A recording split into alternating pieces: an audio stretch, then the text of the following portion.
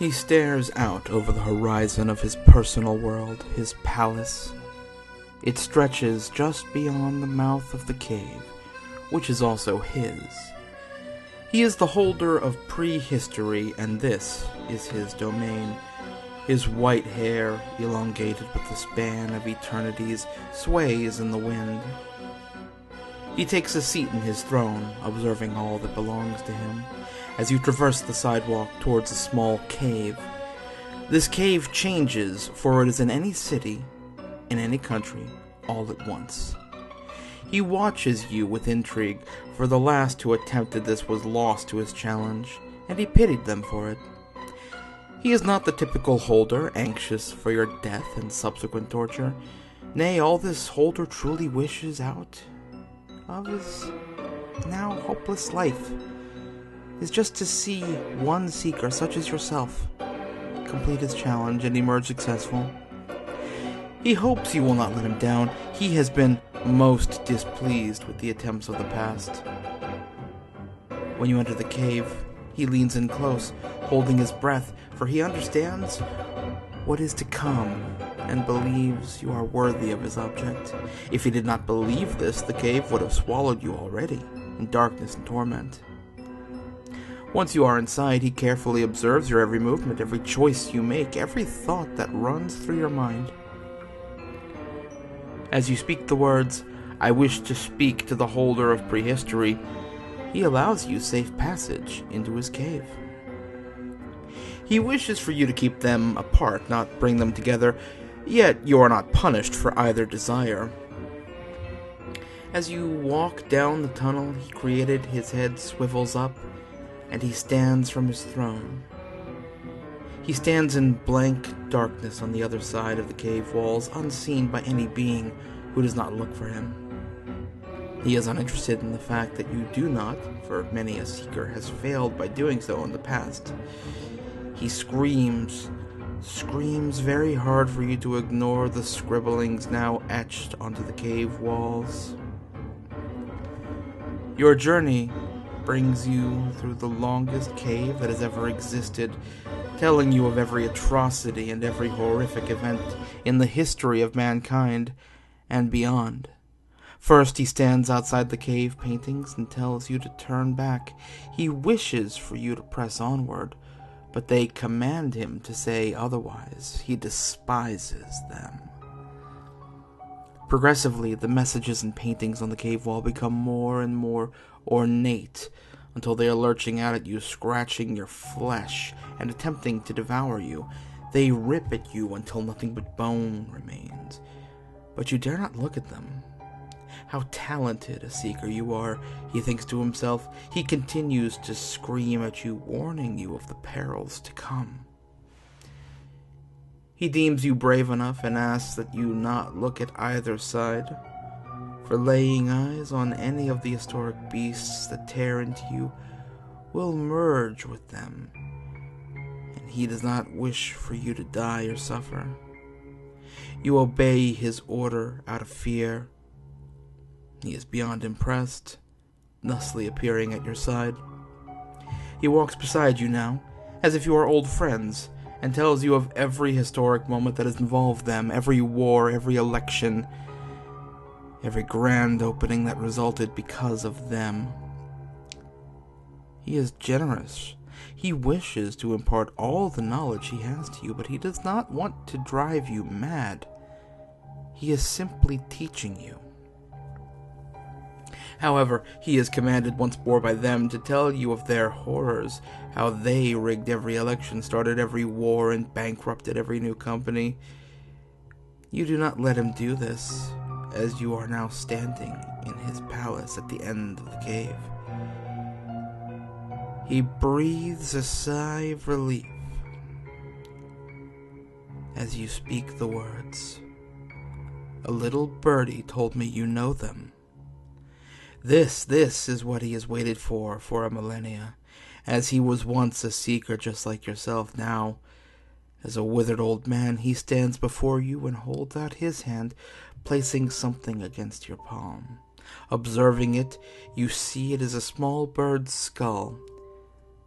His warm smile flows throughout your body, and as you black out, he tells you his name, and it makes you smile as well. Neither of you have smiled in so long. When you awaken, he has left a message by your bedside instructing you on how to use the skull, for it is object 221 of 538. Dare you turn back time to discover their secrets?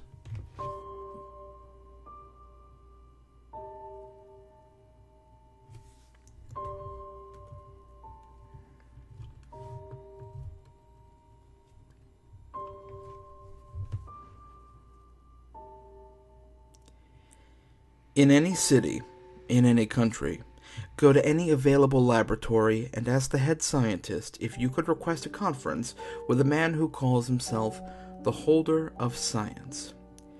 If his eyes narrow and he begins to perspire, flee, as the holder is currently not of presence, but his experiments are.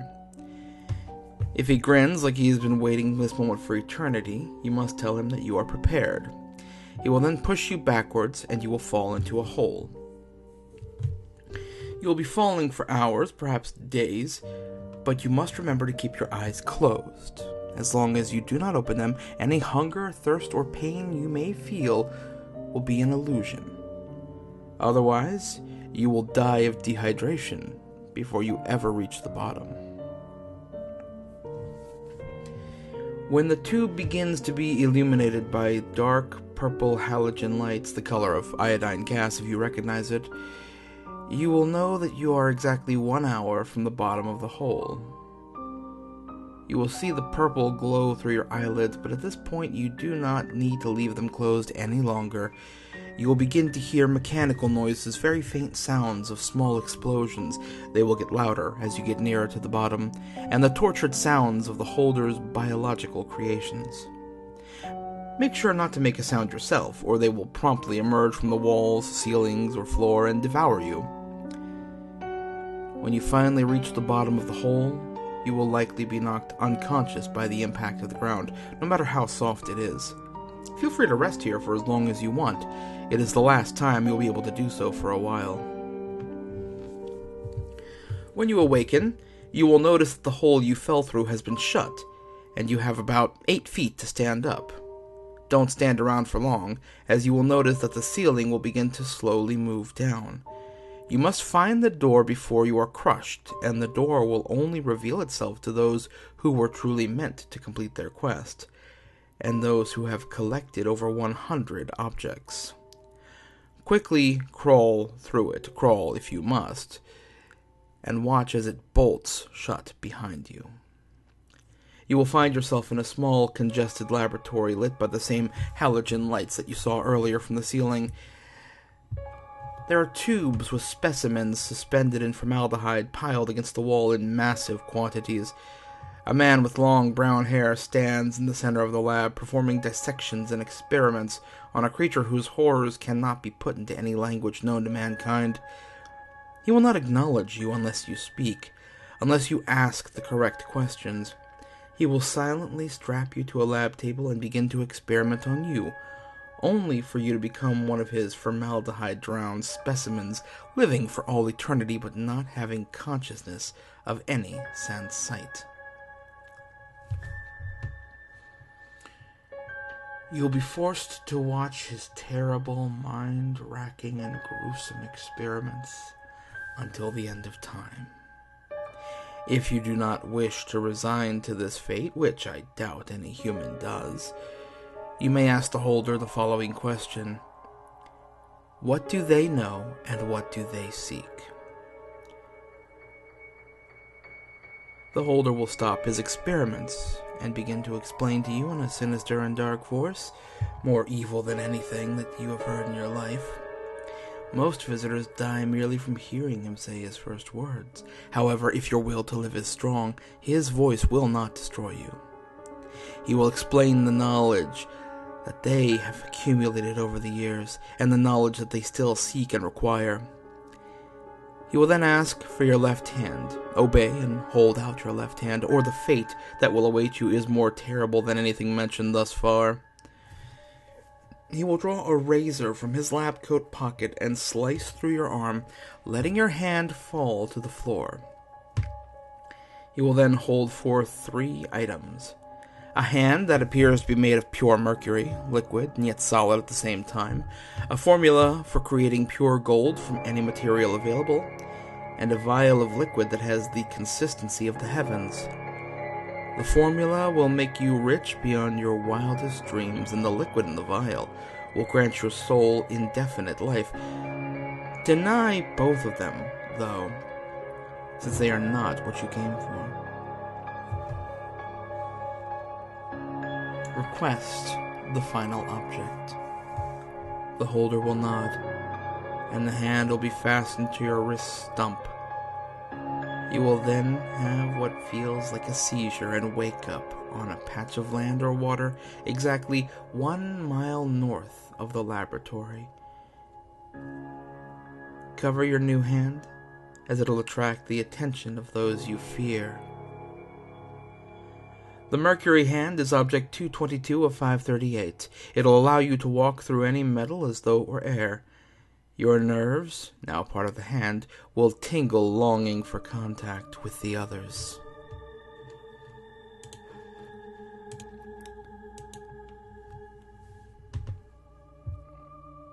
Go to any college or university's math department.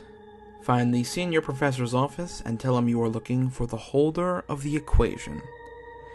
If he replies that you can't possibly be serious, tell him, "I've been studying my whole life." He will shake his head and lead you down to an elementary school classroom where several children are taking a test. Wander around if you wish, but take care not to look too closely at their test papers. If you do, you may realize that 2 plus 2 is not necessarily equal to 4 in this realm, and the knowledge will destroy the fragile logical structures holding your mind together in place. Once their test is over, the teacher will collect the tests and begin to grade them. This is the holder of the equation, and he will only threaten you if you fail his test. Approach him and ask, "What do they add up to?" He will look at you with an intrigued look and hand you a blank test form from underneath the desk. Pick it up and take it to a desk and start working. It's quite simple. If you reach the end, you pass. If you find yourself unable to progress further, you should start teaching yourself how to solve the problems on the test, or you may be here a very long time. There's no time limit, you'll never be hungry or thirsty, never need to do anything but solve these problems that just get harder and harder. Countless seekers have gotten stuck on this test, and many just resign themselves to their fate, staring blankly at the one problem they can't solve, hoping for a spark of insight that will never come. After what may actually be an eternity, you will discover that you have solved every problem in mathematics that has ever existed or will ever exist. Once you've passed the test, stand and shout, "I have passed your test, holder. I will understand your answer." The holder will stand up, come over to your desk, and start explaining how he first solved the equation, and what it took to prove his solution. He will explain how the objects are solutions and why their existence give meaning to things like pi, e, and the golden ratio. He will then pull an old folded-up piece of paper out of his pocket and hand it to you. Close your eyes. You will be on an elevator in the building you started in, and its doors will open to the lobby. Written on the paper is the equation, Object 223 of 538. When you learn to solve it, you will know how to bring them together.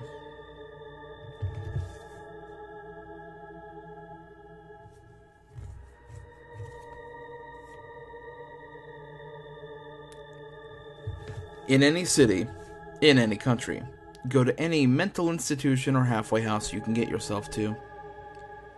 When you reach the front desk, ask to visit the holder of origin. If the worker looks at you in confusion, turn and run immediately. Never return to this institution. Find a new one to ask the same question. If the worker turns to a somber gaze, say nothing. Without a word, she will leave her desk. You must follow her down a hallway that seems like any other. At the end of this hallway, she will lead you through a door that appears out of place, as if older than the rest of the building.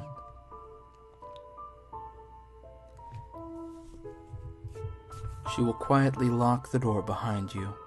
Before you lies a narrow corridor with only one exit. There are no doors, but only what looks like the top of a staircase at a great distance away. Walk to the end of this hallway and begin your descent. The stairs will continue for what seems like an eternity. As you descend, the staircase narrows ever so gradually, until there is little left but stepping stones on pillars that descend into unfathomable blackness. With each step, the light will grow dimmer and dimmer, and all that will be left is a speck of light in the darkness. As terrifying as this becomes, you must keep moving until the light disappears. Once you have surpassed this great descent, you will suddenly realize that the last step has ended. After this step, you will find yourself on a pile of stones no more than a few feet in any direction. If you can make out your surroundings in the darkness, you will see nothing but water as far as you can perceive. I urge you not to turn back, as what you will see in that staircase will appear to be miles away, and the realization that you are trapped on this platform will become realized. When you are ready, yell as loud as you can. Your voice will echo off a distant wall for several miles until there is nothing but silence. The silence will be broken by a deep rumble that will fill you with uneasiness. What follows is a disturbance in the water that grows more and more turbulent. Eventually, a creature larger than you can imagine will surface from the water. The beast will slowly open his eyes, and the brightness bursting from them will cause you severe pain after the unending darkness that you have experienced. Fight the urge to look away as hard as you can, as you need to show him your fullest extent of your strength. When you are ready, ask the beast, "Who let them begin?" His face will be filled with great sadness, as he weeps for your ignorance of true consequences. He will speak through an ancient tongue that will sound like the trembling of a great machine. Do not try to hear his words. The message will be felt within your mind. For several days, he will explain to you the futility of man's existence. He will speak of times and places so far beyond your comprehension that your whole sense of purpose in this world will be shattered. If you ask the beast, he will show you the time when his kind molded the very fabric of the universe, creating worlds in days, and destroying life that resists their vision of creation. Hearing his words will destroy everything that you knew about your world. This knowledge will undoubtedly drive you insane, as no human was meant to hear what he has told you. When he has finished speaking, you may now ask him for the object. He will submerge for some time before returning with a mirror. It will levitate towards you, showing a reflection so similar to yourself, yet different in subtle ways. The reflection you see is the manifestation of his creation. He has modeled this being from you, and to obtain the object, you must kill the man. He will look back at you with utter despair, but you must reach into the mirror and strangle him. As the life leaves him, you will see him age through an entire lifetime. Your life will move through your eyes, but it'll appear different, as if your decisions were made for you by some unseen power, which now reveals itself. As he passes away, you will be filled with the emptiest feeling that you can ever imagine. The mirror will contain nothing but empty space. It will fall to the ground. The object is yours. Take it with you, and your escape will become obvious. You will re-enter the world, but only physically. The rest of your life will be spent in solitude, contemplating what you have seen, unable to feel emotions or experience anything that makes you human. You will see the world for what it truly is, and the blindness of those around you will fill you with a sense of pity. The object is yours, and your life no longer has meaning.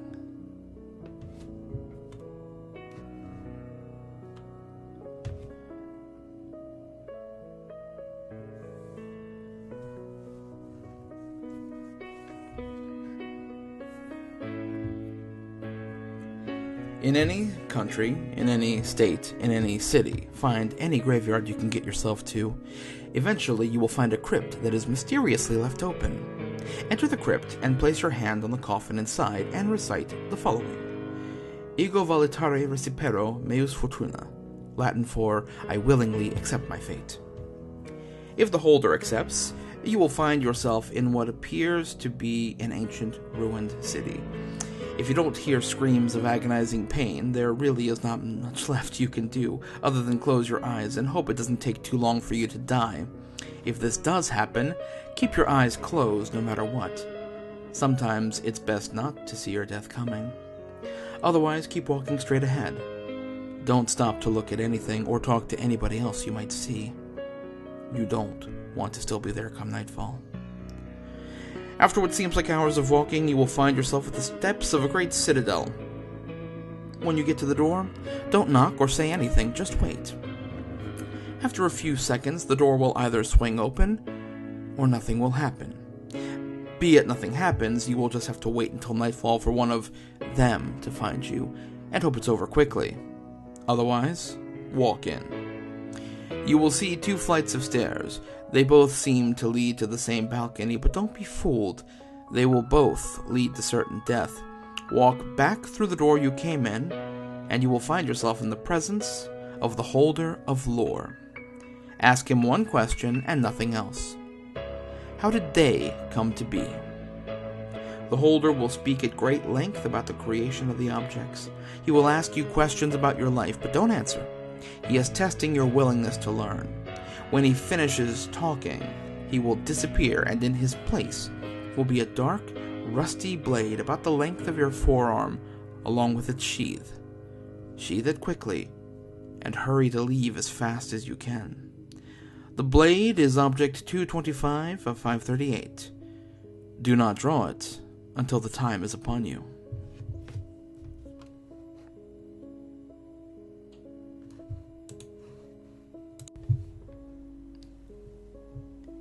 In any city, in any country, go to any mental institution or halfway house you can get yourself to. Get the front receptionist's attention and ask to visit someone called the Holder of Gore. The clerk will pretend not to hear you, but keep asking until he finally looks up and agrees to lead you where you must go. He will promptly get up and take you to a dark cellar outside the asylum. The cellar is too dark to see, but in the entrance is a torch. Carry it with you and pray it doesn't go out. What watches you from the shadows hates the light. As you are walking, you may hear screams coming from all directions. Some sound as though they are miles away, and some only feet away. Ignore these. No matter how loud and agonizing they may be, keep walking. Never stop to find the source. You will eventually come to a fork meeting 2 hallways. One is bright and one is dark. If you take the lit path, the torch will go out, and nothing you can ever do will light the flame again.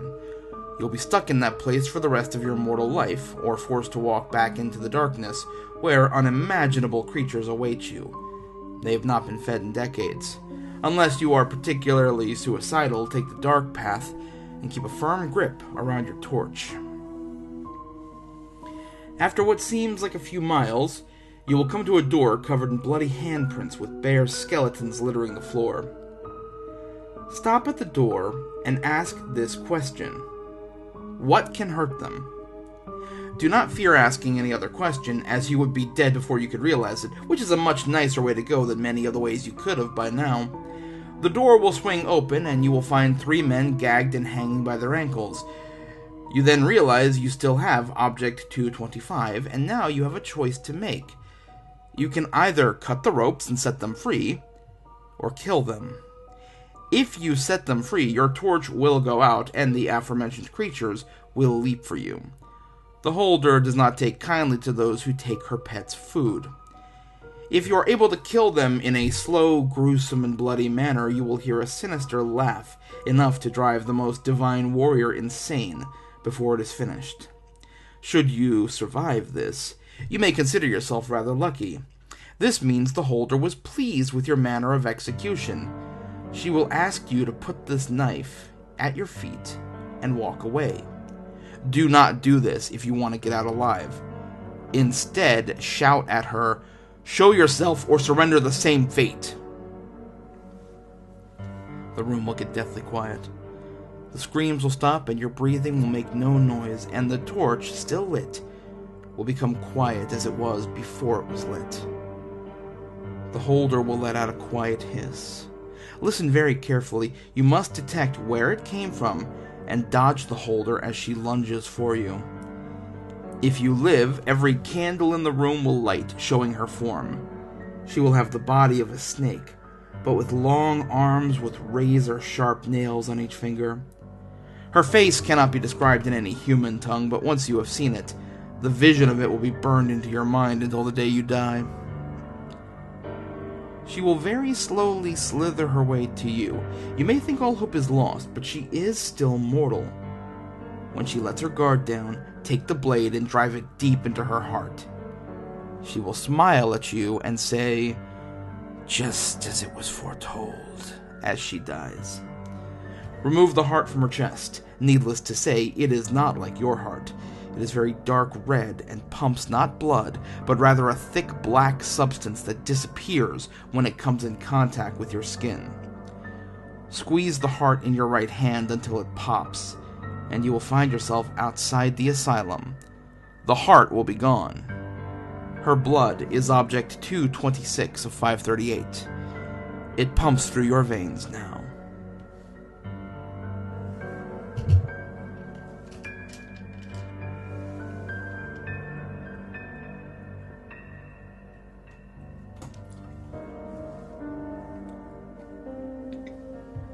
In any country, go to any concert hall you can get yourself to. Once inside, you must sit at the nearest bench or chair that you can find and wait. You must stay seated there. If at any time you get up from the chair, your journey will most certainly come to an end. You must wait until a young woman holding a child walks in. It may only take several seconds of waiting for the woman to show up, or it may take years. The woman will appear to be lost and confused. Approach her. Ask her, "Are you also looking for the holder of music?" She will seem to ignore you for several seconds. Then she will ask you to follow her. She will bring you onto the stage and then reveal 3 trap doors looking underneath the stage. Open the one to the far right, but do not go inside unless you desire to see the devil himself. The far left door will then open and a man will walk out of it. He will become enraged that the woman brought the child to the concert hall. He will pull a knife from his jacket and tell the woman that if she lays down, it'll be easier. She will calmly and obediently do as she says. He will lean close to her, whisper something into her ear, and finally slit her throat. He will then tell you that if you lay down, it will also be much easier. Do so. Instead of cutting your throat, he will take his knife and stab it into your left leg. You will go dizzy and black out. Next, you will find yourself at sea, near drowning. The knife will be stuck into your leg. You must not remove it until you are on dry land. If you manage to stay afloat for more than 10 minutes, you will find a Spanish-style guitar floating in the waves. Take it and use it to keep yourself afloat. Simply stay alive until you see a boat with the name Claire painted on its side. A crewman on the boat will eventually notice you, throw you a rope, and pull you into the boat. Once aboard, do not say anything at all. No matter what they ask you or tell you, do not say a word, for they are all liars. They will remove the knife and stitch up the gash. Remain on the boat until they reach the harbor. Once on land, never return to the concert hall, or the man in the suit will most certainly kill you. The guitar is Object 227 of 538. Never play it.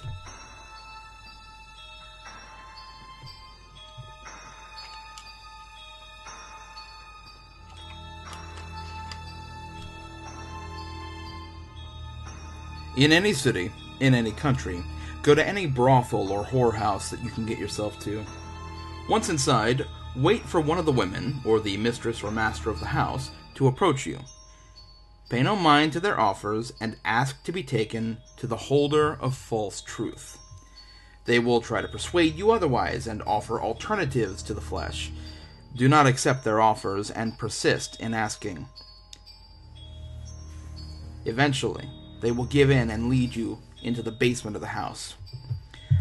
Along the way from the front of the house into the basement, you will hear the sounds and perhaps even see the sights of sexual ecstasy. Pay them no mind, and continue following your guide into the basement. Once in the basement, they will lead you into a door and open it for you, revealing a descending staircase, going deeper beyond the basement. They will refuse to take you any further. Do not waste time begging for them to follow you, and proceed alone. No danger occurs in the journey down the stairs. However, when you take the very last step at the bottom, you'll begin to feel as if something is watching you. Time will begin to slow, as the sounds you heard upstairs will begin to ring freshly in your ears, louder and more intense than before. You will see a door at the end of the corridor you now stand in. Make your way towards it, and do not look back. Every step you take forward will feel like a year, as every fear and every sick desire you never knew you had courses through your being. Do not turn around. Do not look back. There is no turning back, for if you wish to turn back now, you will be trapped in this corridor to experience these terrors for the rest of eternity. You will wish for death, but it will never come. Continue towards the door. When you finally stand before it, you will feel exhausted. However, do not stumble. Do not lay a hand upon the door. Stand before it, stiff as a board, and ask, "What is their true story?" without allowing your voice to break. If you succeed, the door will swing open on its hinges. Step inside, and the door will close behind you. You will find the room's appearance is not frightful, as it is merely a dusty old room with bare walls. Do not let your guard down. On the other end of the room, you will see a person seated on the floor, their back against the wall. The figure appears devoid of gender, starved in appearance and dressed in ragged gray clothes. This person is a holder. You will notice the entire room is devoid of color, except for the steely-eyed parrot that sits upon the person's shoulder. Do not look directly at the parrot, and instead keep your eyes on the holder. Look into the figure's eyes and simply ask them to tell you the truth. They will give a grin, one of flattery, and then proceed to tell you the truth. It will tell you the history you have previously heard from the holders before this one in fictitious detail. This will not be the history you have been told. Do not believe it, and do not interrupt them to argue or question what they are telling you. If you interrupt them, their bird will fly from their shoulder to give you a quick and befitting death. Let them finish their story. You will know they are finished when the parrot leaves their shoulder, regardless. If you have listened to their story without interrupting and without looking away, the bird will perch harmlessly on the nearby basement window. As it does this, the holder will follow the parrot with their eyes, and then bring their gaze harmlessly back to you. At that moment, you will remember that you have Object 225. Take it and cut the figure's tongue. They will lay dead upon the cement floor after you remove it. Hold their tongue in your left hand, and then turn towards the parrot and hold out your right hand. The parrot will fly from the windowsill and land in your open hand, only to devour the tongue from your left. When it is finished, it'll look up at you and thank you in the voice of the now deceased holder. From now on, this voice will tell you nothing but the truth, no matter how cruel it may appear. That parrot is Object 228 of 538. It'll provide you with the truth till the very end.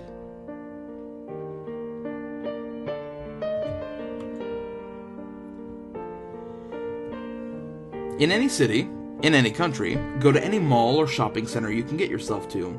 You must ask to visit someone who calls himself the Holder of Friendship. The worker will stand and greet you as if they had known you for all your life, and hand you a piece of paper. You must then turn around in a 180-degree fashion, and regardless of what was behind you when you came in, you will find a featureless white wall with a single open elevator. Enter the elevator, and it'll start rising, and then read the paper. The elevator will instantly stop. You will be in a long beige corridor with a single door at the end. As you walk along the corridor, every insult you could ever imagine will be heard over and over again, growing into a cacophony of voices completely indiscernible. Suddenly, the voices will all stop and silence will fall. A single voice will say, I should not be here. Why did you come? You must instantly kneel and say clearly, I will not leave you. If you feel suddenly colder than you could ever imagine, you must run. Do not head back the way you came, that way will be blocked against you. Head directly into the left-hand wall. If you have escaped, the wall will disappear and you will be home. You may try again next week. If a voice repeatedly says, you stand alone, you may continue. Upon reaching the door, writing will be scrawled across it screaming that you must not open the door. You must ignore this, and you must straightaway open it or you will be lost forever. When you enter, you will be in a luxurious mansion in a massive lobby. Chained in front of you will be a teenage boy, his shoulder-length black hair just covering his eyes from view. You must walk towards him, and upon doing so, all lights will disappear, bar one spotlight, which will stay on the boy. All manner of things will reach for you and try to drag you into the darkness. Stay your course. After this trial, your best friend will walk in front of you, blocking your path. Your friend will tell you, you may not speak with the holder. Come, let us leave. You must say, I will not strike you down, but my resolve is true. I must speak with the holder. Your friend will disappear. The boy will then look deep into your eyes with his, which glow bright red. You may ask him, who shall aid me? He will then tell you who your allies are, who your enemies are, and who will stand with you until the end. Do not interrupt him, but most importantly, do not look behind him. If you do, you will see exactly why the boy is there, and you will take his place. Once he has finished speaking, he will smile warmly and step down from his chains. He will hand you a cell phone with black angel wings burnt into the back. He will then follow you for the rest of your life, but will protect you from death once, and only once. This is Object 229 of 538. Whatever you do, he will be by your side.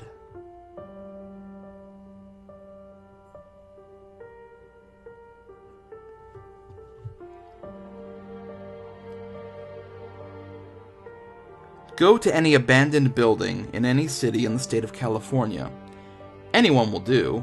It matters not at all. Venture into the building and find the darkest corner of the darkest room.